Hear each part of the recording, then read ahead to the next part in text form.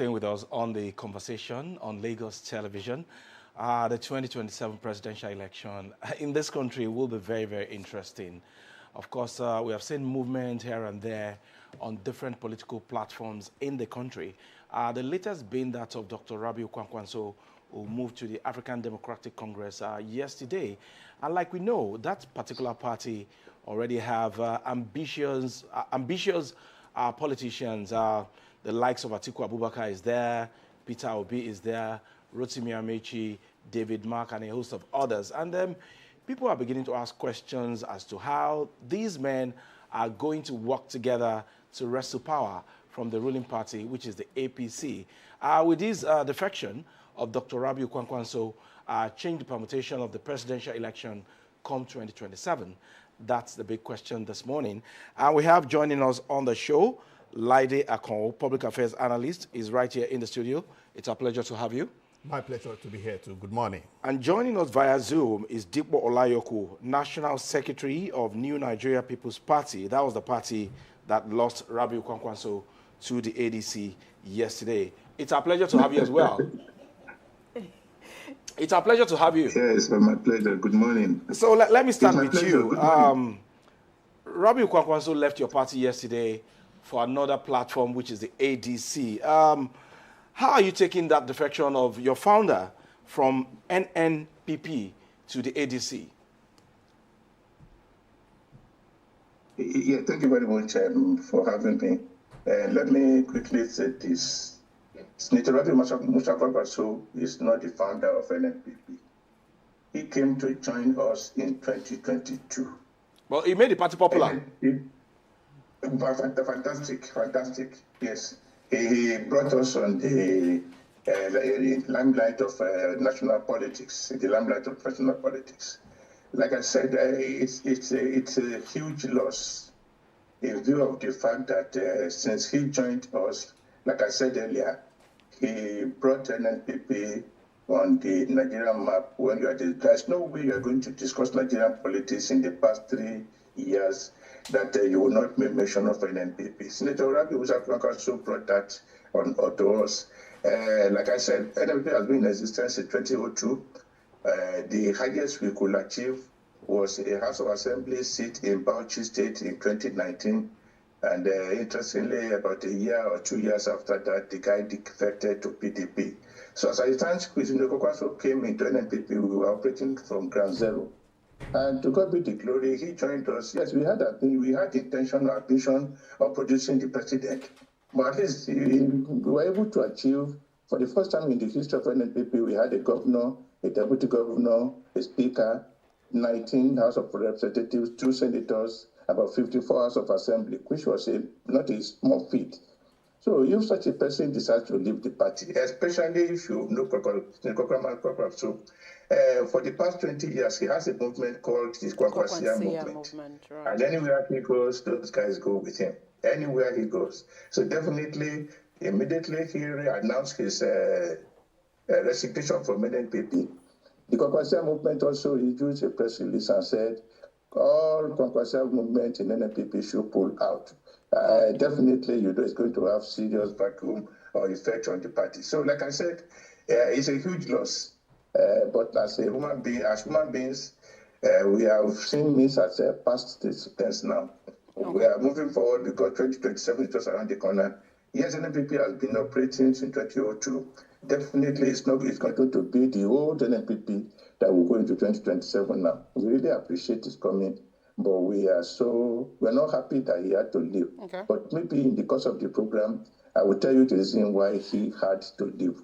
He just had to leave in the interest of Nigerian politics and then in the interest of his own political career. All right, Mr. Olayoku, let me still stay with you because, of course, Mr. Akon is here in the studio. But let me quickly still stay with you so at least we have a better background. And I'm glad you mentioned the facts that, you could also still tell us why he left. Would you agree that, Senator Rabiu Kwankwaso left the NNPP because of internal rancor in the party, or was it time for him to move from the NNPP because of his own personal ambition, or was it because the NNPP had also stopped providing him that platform which it could actually realize his ambition at becoming the president of the Federal Republic of Nigeria? Yes, Rabiu Musa Kwankwaso made it very clear that even if he was going to join a political party, that was about 4 months ago, that at his level, anything below vice president is no more acceptable to him. He has been a minister, he has been a governor, 2-term governor, an ambassador, a member of House of Representatives, deputy speaker. He has been a senator. So he has seen it all. And that's why he said, then back to, let me start from the beginning where you said maybe the platform had become inaccessible or maybe that. No, that is not the problem. Okay. You see, it has become very clear. I said we want to deceive ourselves. This is the moment of the truth. That the current government in power would have preferred if they are the only one on the ballot in 2027. And that is why many of the political parties we have, opposition parties, have issues. The moment some members of your party are disgruntled, supporters of government will go and pick them and they start using them from one court to the other. And then what has become of the judiciary, it's not the judiciary of about 10 years ago. And we will listen to the judgment. Some people can just gather to get themselves, form a committee, go to court, and the court will pronounce them as the authentic leadership of the party. Okay. So in view of that, it became very fluid that him remaining in NNPP, because he told us, that's why I said he didn't live as if we were fighting. Okay. It's just a matter of reality. He called us and told us that, come, from the way things are going in this country, what even if I get the ticket of NNPP, and 3 days election, one court ruled that this authentic faction, which INEC up to today has recognized, go to INEC website, you will know the leadership of the party. And the court now ruled to 3 days to election and said, no, this is authentic, it's not what you're authentic, right. This is the new leadership. That means it will be off the ballot. So that is just very close to what you have just said. As at the time he left, he was still a bona fide member of NNPP. He was still the leader of the party. The national convention we had the last time in December, he was there. The governor was there. Though the governor defected, INEC monitored it 100%. The congress we had on Saturday last week, we had congress in Plateau, we had congress in Kano State. Even the director EPM monitored those events. But the way things are going in Nigeria, one court will just wake up tomorrow and say, you guys have been sacked, and then that means that the ticket he has is no more what they were. So that is exactly what really happened. Okay, all right. Okay, let's come back to the studio where Laide is. From the submission of Mr. Olayoku, ambition seemed to be the order of the day, and that was the major essence of the defection of Dr. Rabiu Kwankwaso to the ADC. Looking at the composition of the membership of that party, where we have the likes of Atiku Abubakar, Peter Obi, who else again? Rotimi Amechi, Rauf Aregbesola, David Mark. With these men coming together, and of course, Dr. Rabiu Kwankwaso joining them, do you see them working together? Atiku is ambitious and is getting old. Peter Obi has said that he's not going to play a second fiddle to anybody. And looking at the clouds of Rabiu Kwankwaso himself, do you see him becoming the vice of Peter Obi? Well, it depends on what each of them desires for Nigeria and the sacrifices they are ready to make. The problem with Nigerian politicians is that many of them are not ready to make sacrifices, as required at times, where you may have to bury your personal ambition. It's not a sin to be ambitious. Everybody has the right to be ambitious, and you have to build your political career as a politician. However, when it goes to a particular point in time, you could just look at it that putting myself forward, this time around may not actually help the calculation. So maybe let me support candidate A or candidate B. So if among the strong contenders in ADC, we could have people who are ready to sacrifice their ambition, personal ambition, in the best interest of their party, which is now the ADC, and maybe for the interest of Nigeria, they could present a formidable front. So, but it's only then we can say, okay, then there's a strong opposition, which will help Nigeria as a nation. Okay. All right, coming back to you, Mr. Olayoku, we know that you know this man very well, talking about Senator Rabiu Kwankwaso. You know his political antecedent, and I know that you belong to two different political parties now. You are still with the NNPP while he's now with the ADC. But looking at his strength, his political calculation, him moving to the ADC, would you say that it is a plus for the APC, especially with what you said earlier as to the fact that the ruling party, the APC, actually needs a strong opposition to be unseated in 2027? Yes, I wouldn't know if you watched the video of his defection yesterday. Right. And that had always been the situation anytime Rabiu Musa Kwankwaso has anything doing. Like I told you, he has been a two-term governor, a senator, a deputy speaker of the House of Reps, minister of defense under Chief Olusegun Obasanjo, and ambassador under late Yaradua. So he has senator. And you see, one good thing about him is that maybe he is not someone who just stumbled on the presidency. It's like he has the plan already cut out for him. Maybe that's why he established this Kwankwaso movement that has branches all over the country. And their symbol is that red cap with some white stars. Anywhere you get to, even those guys pushing carts, even those guys, anywhere in Nigeria, you will see them, they're always there. I think just like Mr. Kano said, what matters most now to some people, it depends on the political divide where you belong, is how do we rescue our democracy?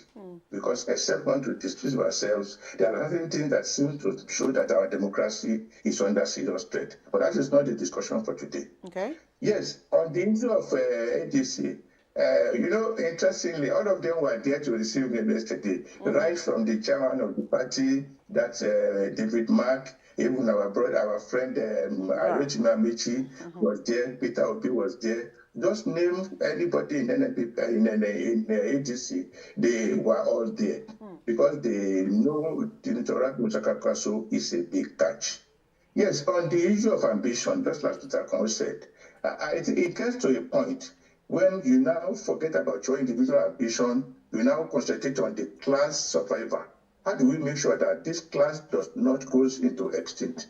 Yes, in 2014, when APC came into being, we had the likes of late Buhari, we had Asiwaju Bola Ahmed Tinubu, we had even the same Kwankwaso, Atiku Abubakar, Rochas, then the former publisher, the late publisher of the leadership, and people thought that after the primary that there would be crisis, that all of them will go into disarray, that were stuff like that. But right at the convention ground, immediately late Muhammadu Buhari emerged as their candidate. All of them marched behind him and said, no, in the interest of Nigeria, because Nigerians were craving for a change, that in the interest of Nigeria, we are all going to support this person. So I just hope that the ADC members, let me just say this, my dear sister, I am a member of NNPP. I have been a member of NNPP for more than 20 years. Rabiu Musa Kwankwaso came to join us, and the two of us came very close, and we became very close because as an NNPP person, we have toiled and labored for more than 20 years. Like I told you, the highest we could go was to have a member of House of Assembly in Bauchi.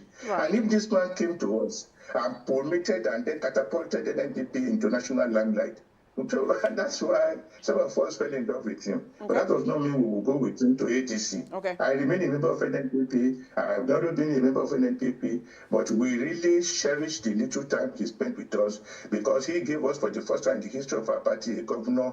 He gave us a speaker. He gave us House of Assembly, House of Reps. He gave us speaker and senators. So I think that is the issue that makes some of us to actually be fascinated and facilitated to go towards him. Right, Jubala, permit me to quickly draw from what he said and come back to Mr. Akonwe in the studio. Like he alluded to the fact that the ADC, of course, at the moment is also beginning to gather momentum. So if we cast our minds back to the coalition that brought the APC into power years back, do you think that at the moment with the array of people joining the ADC, are they gradually also pulling big weight and people of like minds who are also able to give the APC a run for its for the electorate in the 2027 election? I should think so. However, for politicians at times, some of them may be preparing for 2031. Not even 2027. Not 2027. But they may have to start preparing the grounds now. Okay. That's because some of the time you could think a politician is looking at tomorrow, but it's looking at maybe another cycle of election. But they would have weighed their options. But everybody now favors the fact that presidency should remain in the south. You know, whether southeast or southwest, it's just south. Although it's not in our constitution, but it's an internal arrangement, Right. which started from the days of NPN, those days. It was NPN's strategy back in the days to rotate. So, and that was what gave them the national prominence. So, and ever since we have come into the Fourth Republic, even in the days of SDP, they too try to maintain it. So it has become like unwritten constitution for us that Right. it should go Power from rotation. power rotation. Now, but for ADC, where we still have Atiku, that was why I talked about personal ambition the other time, where we still have Atiku, who believes he must take the office of the president. So I wonder what will happen. But if he's ready just to be a party man, if he doesn't pick the ticket, well, it's going to be, that coalition will give APC a run for their money. That's a fact. More especially looking at some extraneous factors, which is beyond Nigeria now happening, but which ordinary Nigerians may not understand. Cost of fuel, cost of food, rising inflation, and many things.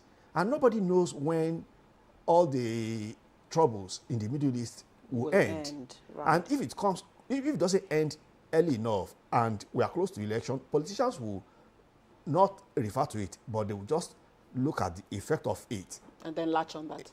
And latch on it in Nigeria here. So all these things could now add up. You know, people who vote are not only party members. There are many, in fact, you have majority of voters not actually card-carrying members. Of any party. Because people who are card-carrying members will always vote for their party. But people who are just voters, electorate, maybe they vote for personality or they vote for what they feel at a particular point in time. So now that you have fuel, not scarcity, but then rising cost of fuel. Global issues, right. And even though, like I said, it's being, caused by external factors beyond Nigeria, but politicians would not let you look at it like that. Okay. They will just tell you, in the days of Jonathan, how much did we buy fuel? And incidentally, it is the government of Asiwaju Tinubu that removed fuel subsidy. So they will talk about a lot of things. They will tell you, he's a billionaire, he doesn't want the poor people to breathe and stuff like that. That's how politicians talk, Right.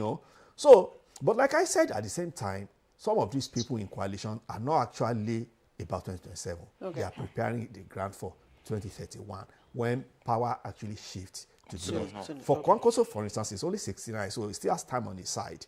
So perhaps, although the last time when Obi said he will only work with Kwankwaso, because before this, before he moved to ADC, that's about last year or something like that, Obi said the only way you can make, the only way that can make him work with vice president. Kwankwaso is if Kwankwaso will be ready to be his vice. And I read it on Twitter. Kwankwaso replied that politically he's bigger. Because if you look at it, I could say it's bigger than Peter Obi. Politically. What has helped Peter Obi is this clannish, the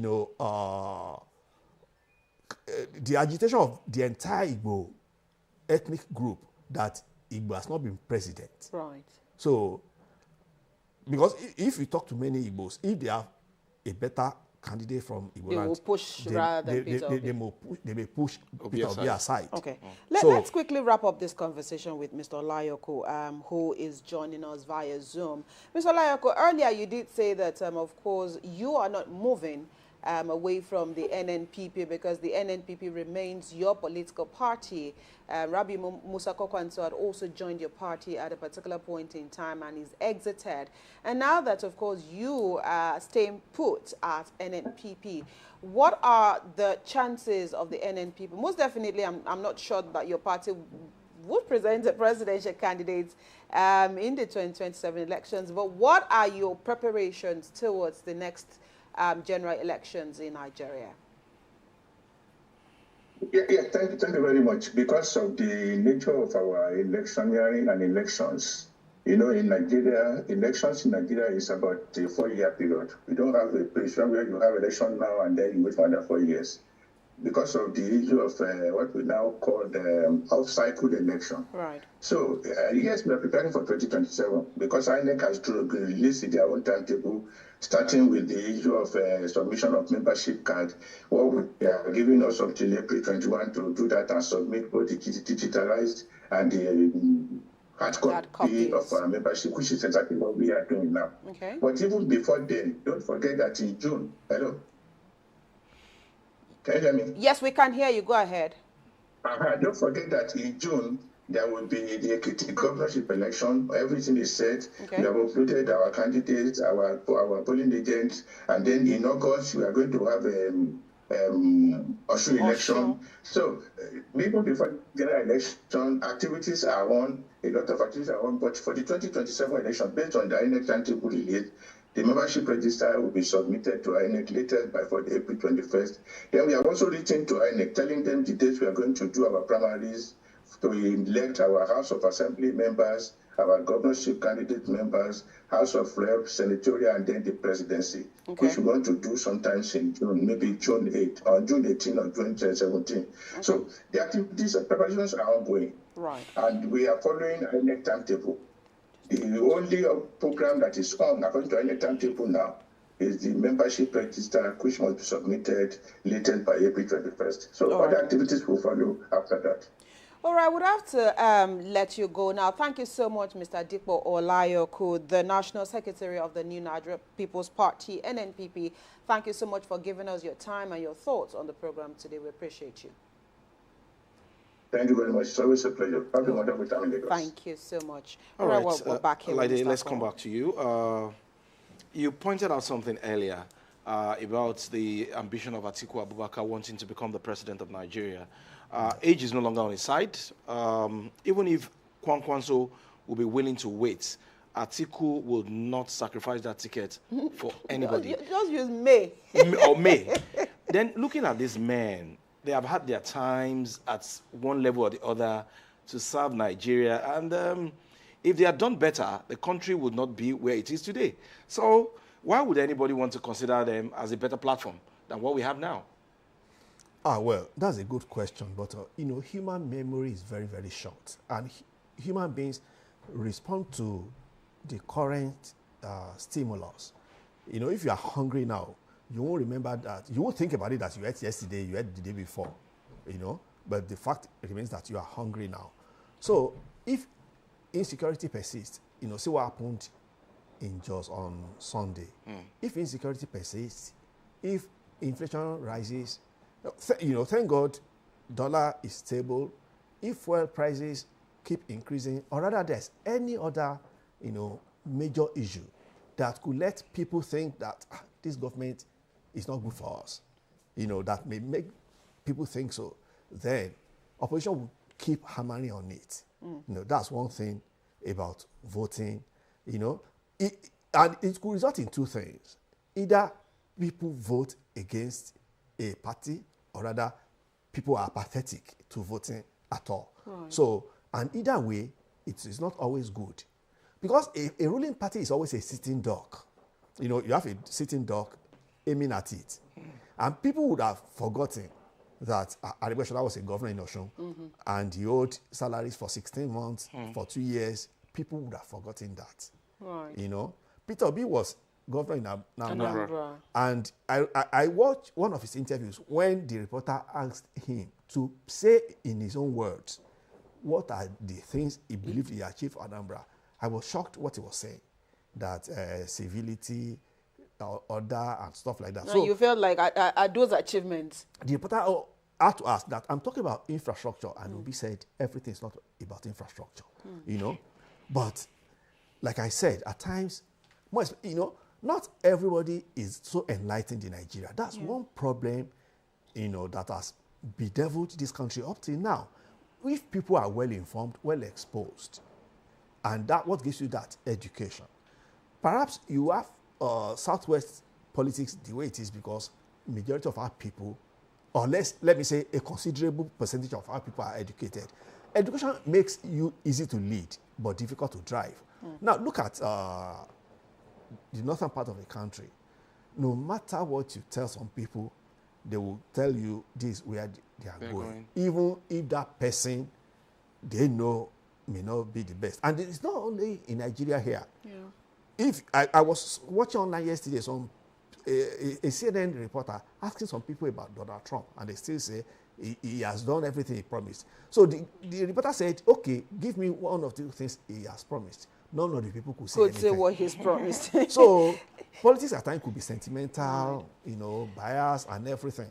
So not everybody will be pragmatic or practical about their choices. It's just that some people just look at religion, ethnicity, or whatever, or rather what is the popular sentiment, what trends now. Okay. So, Mr. Kwankwaso, let's quickly look at the issues of structure and also perception vis-a-vis what Nigerians will be expecting. At the moment, I'm sure a lot of Nigerians, of course, are looking at what the ADC would have to offer as a viable opposition. If we all remember how PDP was, an opposition when APC came into power, and gradually it's looking like the ADC is building itself to be another formidable opposition that the APC needs to deal with. And I like the fact that you also looked at the possibility that this could also be a build-up to 2031 for some politicians instead of 2027.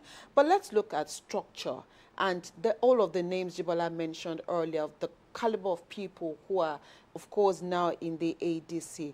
What should they be particular about? What should their priority be if indeed this 2027 election will be a catch for that party? Well, remember, they still have issues of eligibility in court, where the owners, the founders of the ADC have actually approached the court, saying that some people, have hijacked the party. But what should the ADC be looking at? How should they also look at approaching the electorate? Election is just is barely around the corner. So what's the catch? Why would people want to look at the ADC as a better opposition for the APC at the moment? The party does not have, ADC as a party does not have a national spread yet. It's like you don't see them in the southwest. And no party can win the presidency or the national election without other parts of the country. For the southeast, it may become popular all of a sudden, because that's what happened to Labour. Look at Peter Obi from APGA to PDP. When he joined Labour, everybody in the southeast because of the obedience movement, they went to Labour Party. Right. And then you have some people in other parts of the country, especially the youth, maybe trying to be woke or whatever. They followed the movement then, and majority of them voted for Labour. However, if people look at how Peter Obi handled Labour, especially their internal crisis, how he just left them to their fate without making an attempt. A party where you presented yourself as a candidate had an internal crisis, and you just left them to their fate, and you didn't even make effort to ensure that everything stabilizes. So if people could look up to that point, they will know that, well, for ADC, we have to be careful. But if you look at somebody like Kwankwaso, I will tell you why he's so popular. I think if you look at Kano politics, from the days of Malam Aminu Kano with his Talakawa movement, the next person that will have this kind of popularity after Aminu Kano was Abubakar Rimi. But after Abubakar Rimi, we have Kwankwaso. And in his first time as governor, he established Kano State University of Science and Technology. Before he became governor, what you have in Kano is just the Federal University of Kano. So he established the first state university in Kano. He lost re-election, but he came back after 4 years again, and he established another university, which is Northwest University, also a state university in Kano. And then he established about 26, manpower development centers, colleges, and I think what federal government has tried to adopt under Buhari and Tinubu government made an attempt at it. School feeding program. He started it in Kano, you know. So, and that one saw the enrollment into primary schools from less than 1 million, you know, the year I started it, to over 3 million people, children. So all these things people don't forget easily. That's why it's so popular in Kano. However, he was not able to replicate the Kwankwaso movement, you know, in other parts. In other part of the north, not talk of other part of the country. Like, what's his name, Mr. Olayoku. Olayoku said, you have Kwankwaso people in every part of the country, but there have to be people who moved from Kano to other part of the country, you know. So maybe Kano indigenes, or except some people who look beyond ethnicity and just like his ideology. But unfortunately, you know, Nigerian politics is not so much about ideology here. Yeah. So you have politics of personality, politics of politics of trend. Where are they? Who are the ones that are popular? You know, like you have mentioned all these big names, but some of these names politically they are not big. They have only held office, Right. you know. But Kwankwaso is a big one, I will tell you, because aftermath of his resignation and decampment to ADC, something happened in Benue APC. 3 people from Benue APC have resigned just the day after him. You know, it's not necessarily related to him, or rather, I'm not saying he influenced it. But at times when maybe those ones felt that they may not have a headway in APC for their own ambition, more especially as it is being rumored that APC will settle for consensus candidate. So if some people have looked at it that he may not be favored as a consensus candidate, so they may now be trying to Get into another boat, right, to sail. So like Ando Aka, former Attorney General, he resigned yesterday from APC. From the APC, now to So the ADC. he went to the ADC. There are 2 other names like that. However, for the ADC, I remember that the national chairman of, not David Mark this time, The other faction. The other faction. Well, would you the- say the founder foundational of the party? Party chairman, Bello, he sent a message to Kwankwaso yesterday on his Twitter page that he would be glad to welcome Kwankwaso to ADC, but he should take the proper channel. That where he's standing is like a quicksand, which will not hold. And that should carry weight, you know. And like Mr. Olayoku said, you don't know what the court will say because all these parties still have cases in court, you know.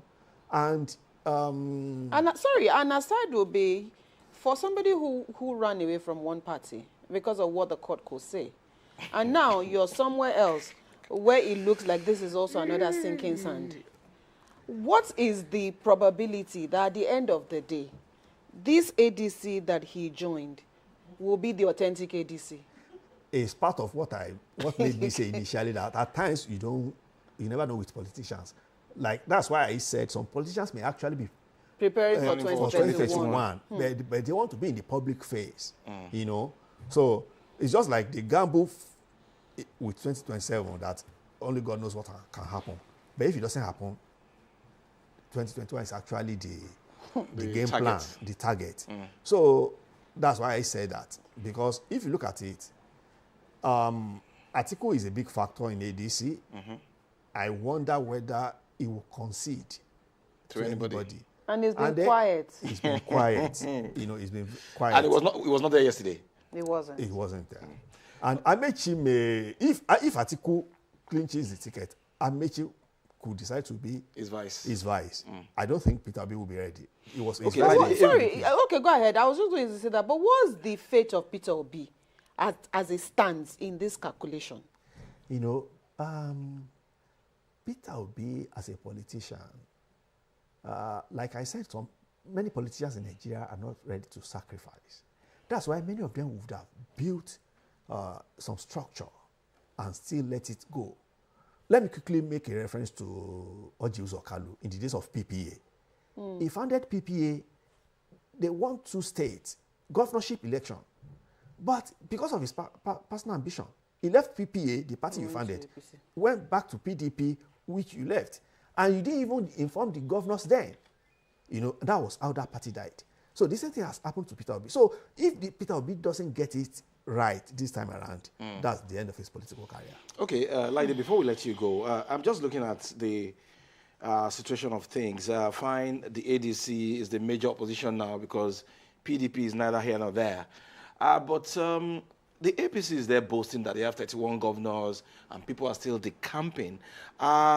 Is the APC so small that the ADC will just have its way in 2027?